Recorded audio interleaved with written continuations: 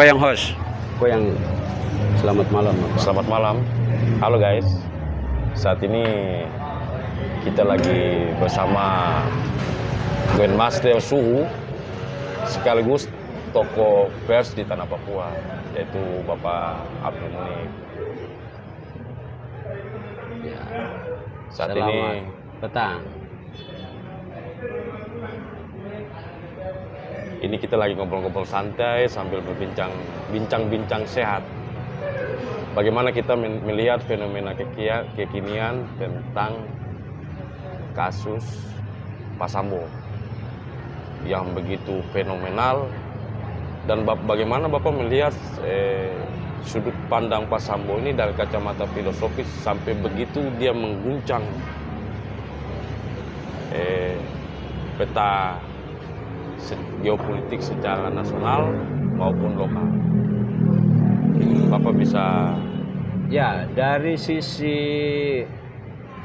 kalau dalam jurnalistik itu ada magnitude atau magnet dari sebuah berita. Itu jarang ada satu berita memiliki magnitude yang begitu lama. Dari sekitar hari itu bulan tanggal 7 itu apa, Juli ya? Juli. Sampai sekarang sudah September.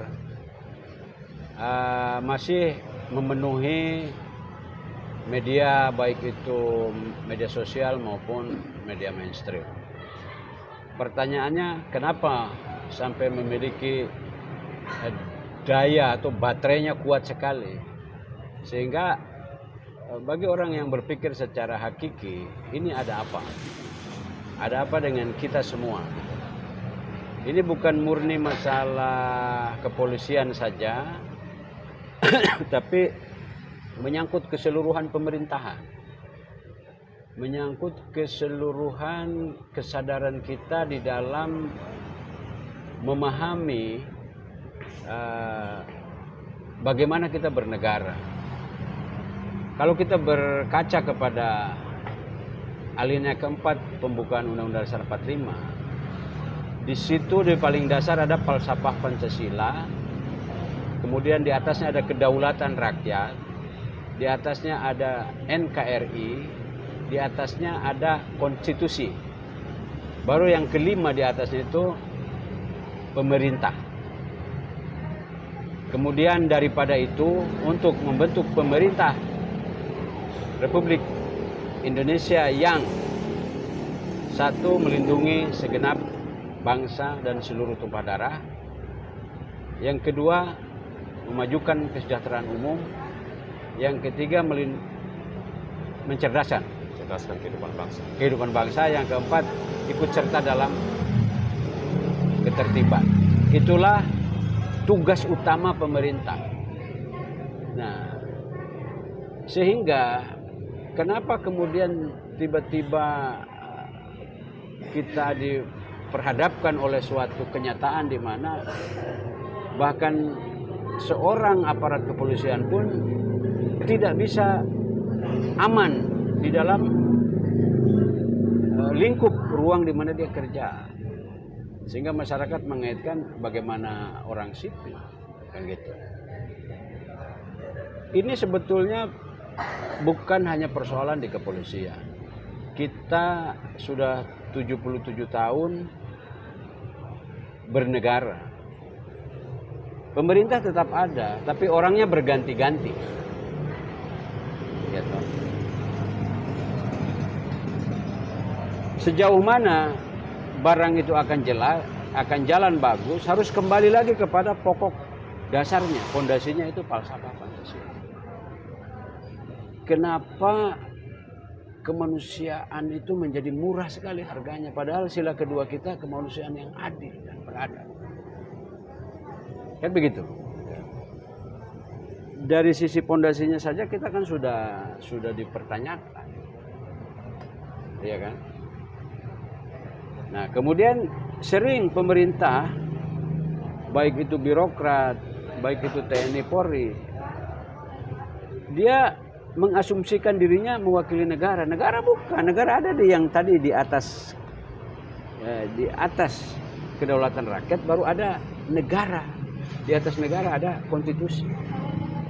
Ini yang pemahaman ini saja kita di piramida paragraf keempat pembukaan saja kita sudah kacau. Kita sudah kacau. Sehingga pemerintah ini harus susunannya itu teratur dari pemahamannya terhadap falsafah itu sendiri, falsafah kita Pancasila yang menyatukan seluruh suku, seluruh ras, seluruh agama ke dalam satu bangsa Indonesia.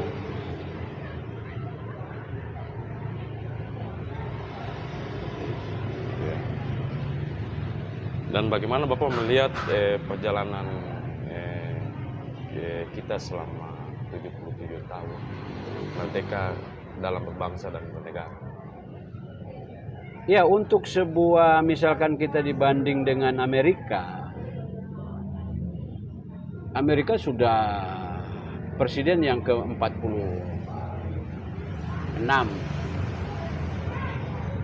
Tapi yaitu di tahun 1776. Jadi dia sudah 200-an tahun. Kita baru 77. Kalau kita dibanding dengan misalkan yang agak baru, Republik Islam Iran, yang dia baru tahun 79. Kalau kita dibuat perbandingan ini dua perbandingan yang agak, kalau dibanding Amerika ya kita baru. Bahkan RRC atau Republik Rakyat Cina itu dia 49 baru dia berdiri. Dia lebih muda 4 tahun daripada kita. Tapi mengalami kemajuan yang luar biasa.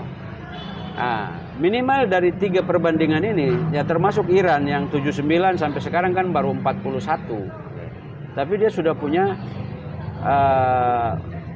produksi alutsista yang canggih, seperti dia punya satelit sendiri, dia punya pabrik drone yang bagus, punya peluru kendali yang bagus, kedokterannya juga termasuk di 10 besar kedokteran setara dengan negara-negara Eropa. Artinya dari semua ini kita harus, dari perbandingan ini pasti kita akan kepada satu konklusi atau satu kesimpulan. Apa yang perlu kita benahi? Yang belum kita benahi adalah satu contoh, ideologi Pancasila. Ini belum ditafsir lebih mendalam oleh bangsanya sendiri. Sehingga pada tahun pemilu pertama 55 sampai 59 itu terjadi suatu gesekan di mana dia akan diganti oleh ideologi Islam. Hampir voting itu hampir kalah Pancasila. Makanya ada dekret. Nah, pada saat itu kemudian PKI menguat, PKI juga mau mengganti. Karena menganggap bahwa ideologi mereka yang paling memungkinkan untuk kesejahteraan. Dia juga punya agenda sendiri untuk mengganti. Akhirnya timbul G30S. Soeharto melanjutkan dua hal yang sebenarnya Soekarno sudah lakukan, yaitu pertama, dimulainya politik tentara. Yang kedua, Soekarno juga sudah menjadikan pers itu sebagai alat. Begitu juga di zaman Soeharto melanjutkan hal yang sama. Pers dijadikan sebagai alat propaganda. Sehingga pada saat reformasi 99 kemudian Habibie merevisi undang-undang pers, itu siapapun hanya boleh membuat siup bukan orang-orang tertentu. Agak dilebarkan.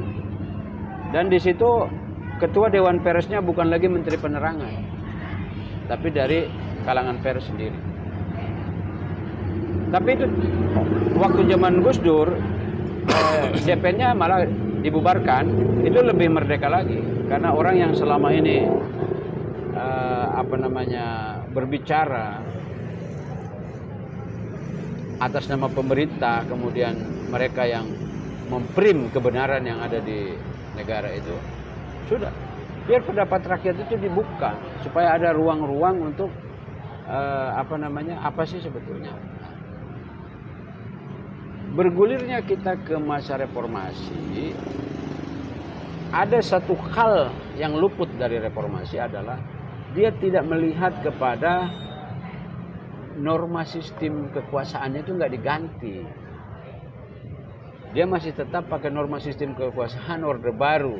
Perbedaannya hanya Orde Baru korupsinya itu terstruktur dari pusat. Sekarang itu terjadi kelompok-kelompok pemilik partai ini melakukan suatu pembajakan terhadap 20% presiden threshold. Sehingga di situ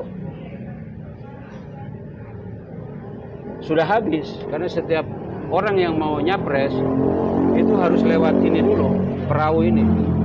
Dan di perahu itu seluruhnya sudah dibagi. Menteri siapa punya, nanti APBD ini siapa punya, APBN ini siapa punya. Udah habis, sudah rakyat punya, sudah tidak ada yang tersisa. Rakyat itu hanya nanti ada siraman pemadam kebakaran berupa BLT apa segala macam. Jadi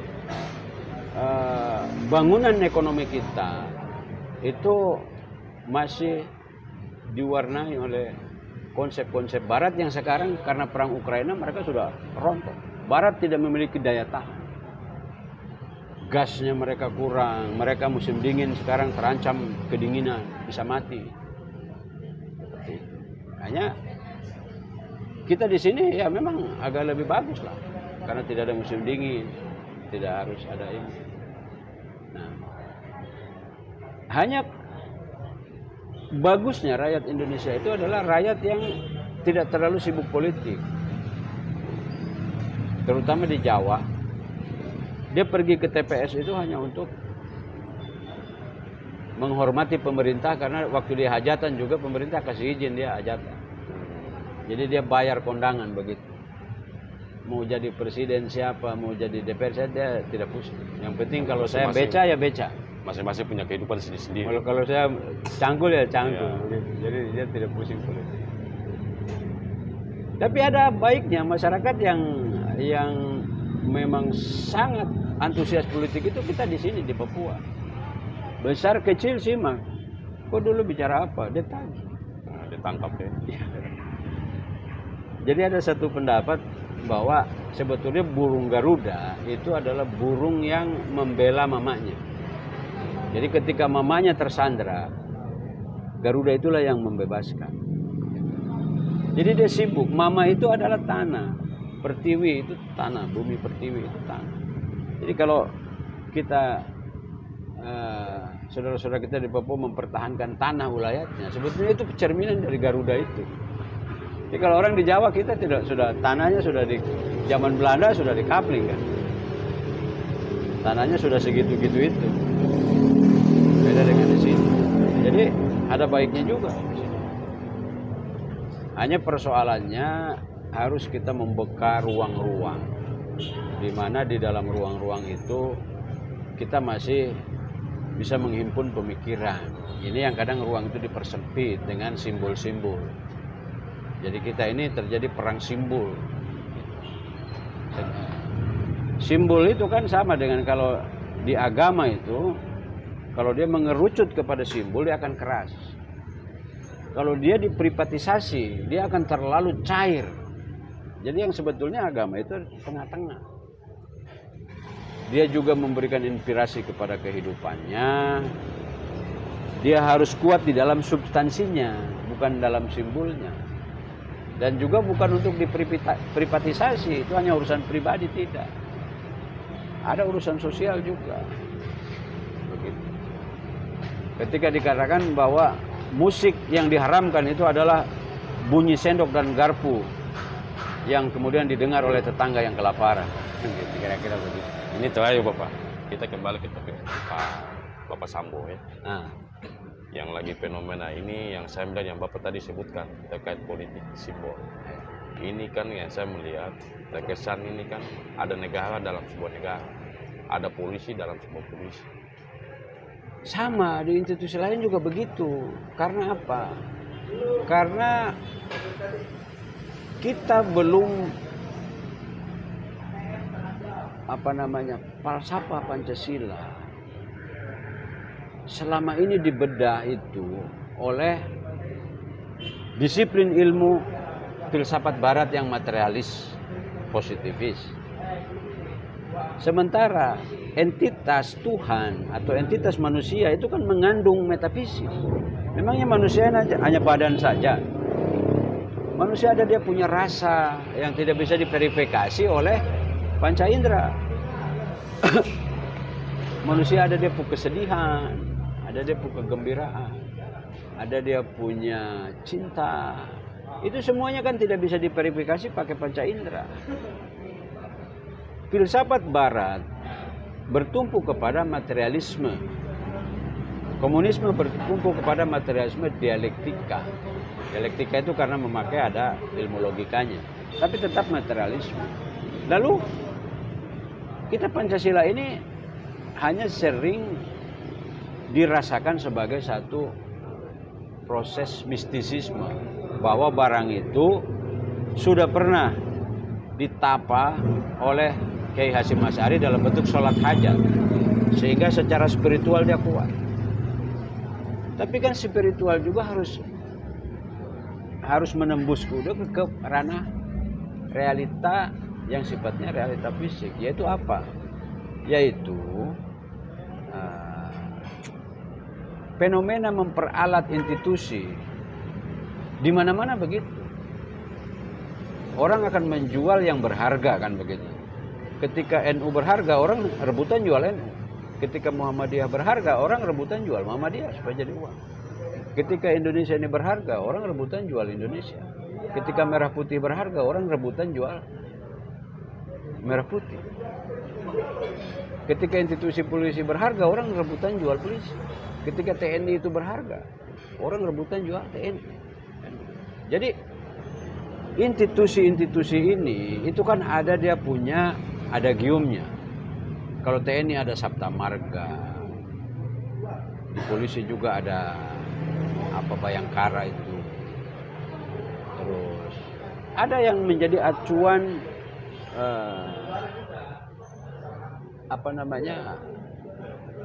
membangun prinsip-prinsip dasar di dalamnya. Nah, sehingga akan tumbuh subur menggunakan institusi untuk kepentingan pribadi dan kelompok.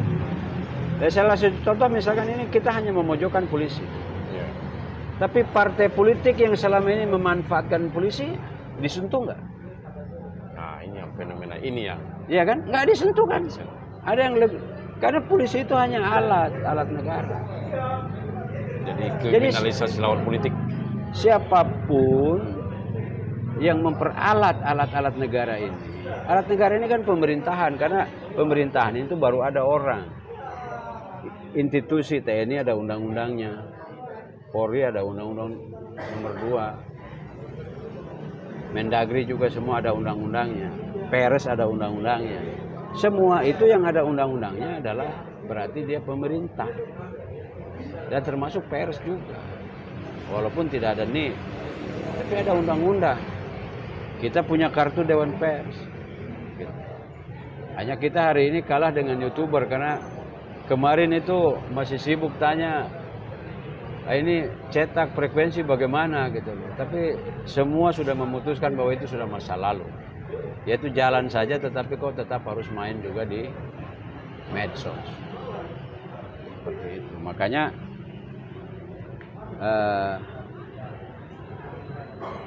diskusi yang membuat tajuk persoalan fenomena Sambo itu sebetulnya sudah ada terasa oleh masyarakat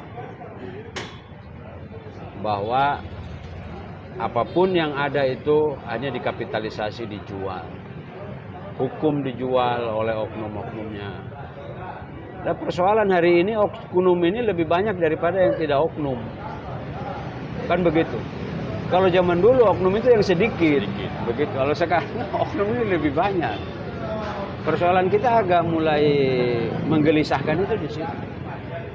Sehingga membutuhkan orang-orang yang memang coba kembali kita kepada pondasi falsafah Pancasila. Mari kita ramaikan diskursus ini. Di zaman Soeharto banyak buku-buku lahir dari kalangan profesor, tapi semua tinjauannya itu tinjauan disiplin ilmu yang di bawah metafisika, sehingga nggak ngangkat. Tuhan tidak bisa ditanyakan dia di mana, atau dia bisa dilihat atau tidak, atau siapa, karena itu metafisis. Sementara ilmu-ilmu yang membedah Pancasila selama ini di zaman misalkan Profesor Kailan dan lain-lain itu ilmu etika, ilmu logika, ilmu yang berkaitan dengan sosiologi, sejarah. Jadi itu kan ilmu-ilmu bawah, ilmu-ilmu yang berkaitan dengan seluruhnya membahas manusia kan. Sejarah itu kan peradaban manusia dibahas di situ. Kemudian logika ya pikiran manusia. Jadi tidak bisa menjangkau kepada yang transenden. Itu yang membuat kita kehilangan satu magnet besar ketika sila pertama dan sisi manusia, sisi batiniah manusia ini. Kalau sisi lahir kan ya urusannya itu mau olahraga kah mau apa. Sisi pikirannya manusia ini kan metafisis. Itu yang akhirnya mau tidak mau, bisa atau tidak bisa, kita tetap generasi ke depan menjelang Indonesia 100 tahun itu harus sudah membongkar. Mari diskursus tentang Pancasila itu kita bedah melalui filsafat metafisika, karena disiplin ilmu ini yang bisa meraba materi dan non materi. Sehingga kalau tidak pakai disiplin ilmu itu nggak nyangkut kita, sehingga Pancasilanya jadi butir-butir kayak telur begitu. Kalau butir-butir itu adalah akhlak. Artinya sudah jabaran yang untuk dilaksanakan. Tapi kerangka besar pemikirannya itu, misalkan Bhinneka Tunggal Ika, itu diambil dari mana? Itu dari Majapahit dulu, kita pernah punya Majapahit. Artinya kalau digambarkan itu, yang tampak berbeda ini sebetulnya yang satu itu juga. Itu artinya. Tanhana Dharma Mangrawa, tidak ada kebenaran mendua. Kebenaran satu saja, Tuhan itu hanya satu.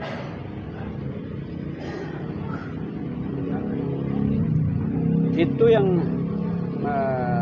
kita bicara di ranah disiplin ilmu filsafat metafisika yang berdekatan untuk bisa bahasan Pancasila itu akan menyala, akan ada api. Bukan pembahasan yang kemudian mengkonversi menjadi butir-butir zaman Soeharto. Butir-butir itu adalah pedoman tindak. Gitu. Bertindak ini kan karena kamu berpikir dulu. Kan. Dari berpikir setelah kamu berpikir baru bertindak. Kan seperti itu. Dalam beragama juga begitu. Kau memahami agama bagaimana? Itu akan mempengaruhi kau memanifestasikannya atau bertindak di situ. Jadi kembali ke pertanyaan fenomena apa pada kasus Sambo ini, ya memang dipicu oleh matinya Brigadir Joshua. Akan tetapi ini kalau dilihat ke atas, pakai drone lagi ke atas, kita ini sedang ada masalah besar. Karena apa? Orientasi orang Indonesia keseluruhannya jadi apapun di pikirannya itu dia jadi berkuasa, bukan jadi melayani gitu. Iya kan? Kalau di situ kedaulatan rakyat, berarti Tuhan itu rakyat gitu loh. Mewakili apapun kau di DPR di ini, kau melayani rakyat ini. Karena kau ini pemerintah diatur oleh konstitusi, ada undang-undang. Sudah tersumpah, ada janji konstitusi. Kalau konstitusi kau tidak laksanakan, kau akan ditagih sekarang dan besok ketika kau mau melangkah ke surga. Jadi ada persoalan di situ. Jadi saya tidak mau kalau secara filosofis itu kita tidak ke dalam, tidak terpancing oleh ini Komnas HAM lihat begini ada begini yang sifatnya itu tidak. Kita harus melihat persoalan ini kenapa masih ada di usia 77 tahun kita.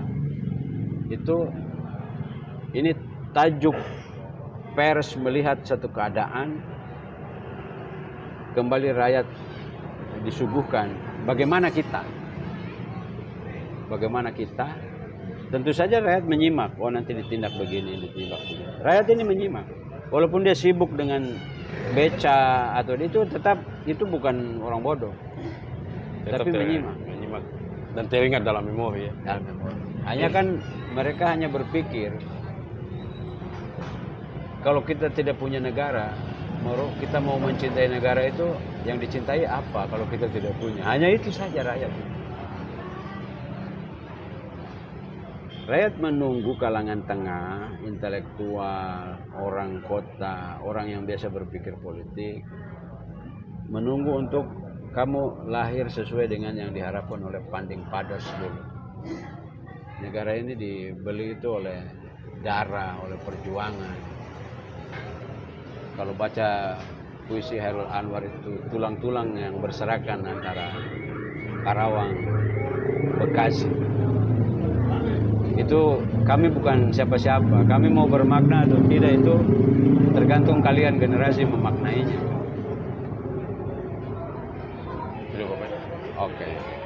Oke guys, sekian bincang-bincang sehat kita bersama Bapak Munir, salah satu tokoh pers di tanah Papua.